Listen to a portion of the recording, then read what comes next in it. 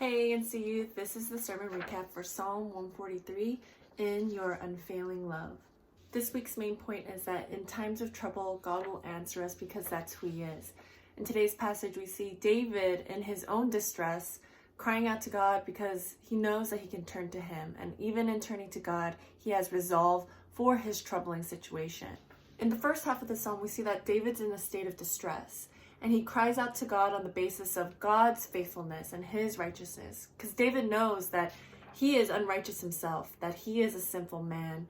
Yet he describes his situation of feeling like he's being crushed, being pursued, and he's feeling like he can't escape. Yet he remembers who God is and all the works that He's done of bringing Israel out of Egypt and all the miraculous things that He's done in David's own life. And so his soul thirsts for God, and he reaches out to God in his cries and in his prayer. In the second half, we see that David finds a way to resolve his troubles. He realizes that he needs to turn to God. He needs to run to God. He asks God to not turn His face away from him, to not ignore him. And he flees to God in seeking refuge, and he hides himself. He covers himself under God, knowing that God will deliver him and protect him from his enemies.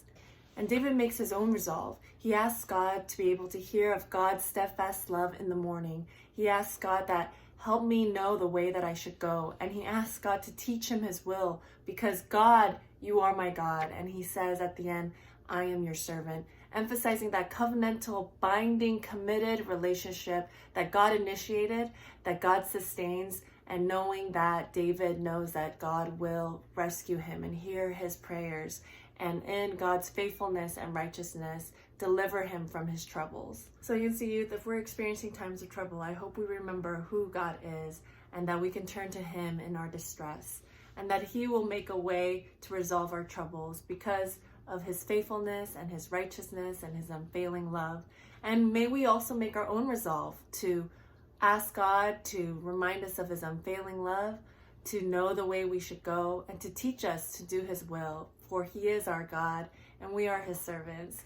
And so in times of trouble, God will answer us because that's who He is. He's faithful, righteous, and He shows us His hesed, steadfast love, unfailing love, and loving kindness towards us.